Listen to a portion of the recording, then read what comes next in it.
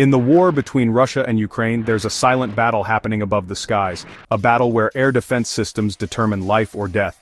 Now, Ukraine could be on the verge of receiving a powerful upgrade. The United States is in active talks with several countries to provide Patriot air defense systems to Ukraine.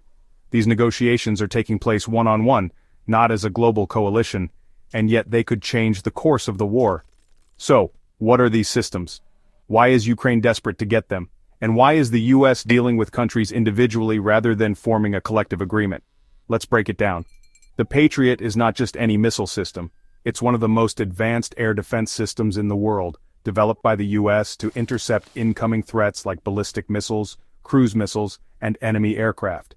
It can track multiple threats simultaneously and strike them down with a hit-to-kill approach.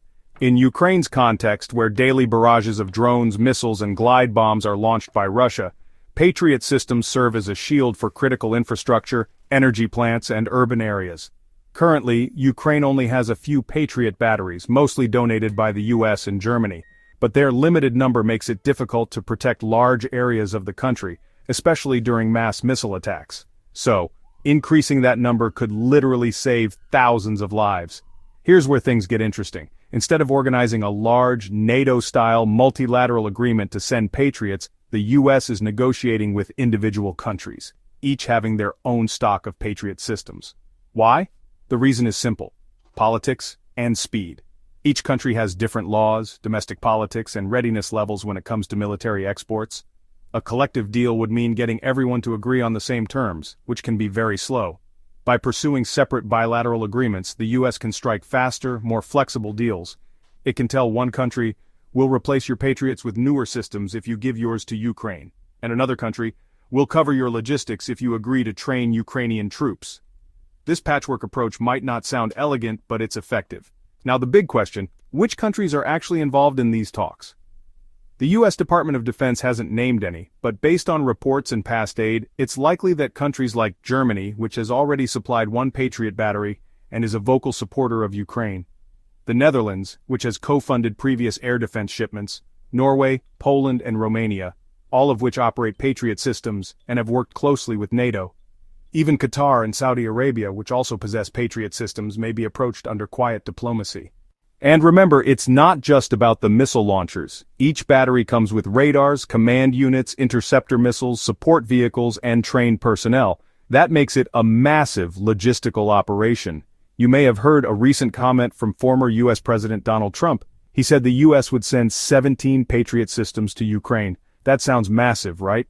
But when journalists asked the Pentagon about this, they were referred to the White House. The implication? That number hasn't been confirmed, and may be part of a future plan or campaign promise. In reality, even sending 2 to 3 extra Patriot batteries would be considered a huge boost. Ukraine's defense officials have stated that just 5 to 7 more batteries would allow them to cover all critical targets, including major cities and power plants. So whether 17 Patriots are real or not, it's clear that even a handful could dramatically increase Ukraine's survival rate during air raids. This move by the US is not just military, it's geopolitical. By organizing separate deals and coordinating global Patriot transfers, the US is basically acting as a global arms broker. It's not only supplying Ukraine, it's also backfilling partner countries with new systems, offering diplomatic incentives and strengthening long-term alliances. And for Ukraine, this represents more than firepower. It's about reassurance, knowing that allies are not backing off, and that protection is improving even when headlines go quiet.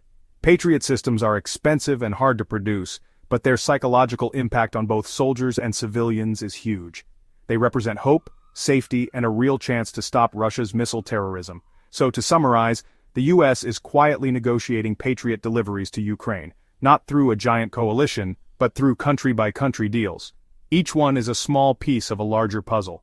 Whether or not these talks succeed will determine if Ukraine gains the air defense depth it urgently needs. Because in this war, missiles fall in seconds, but building protection takes months of diplomacy and logistics. Let's see if those talks bear fruit, and how soon those Patriots arrive on Ukrainian soil.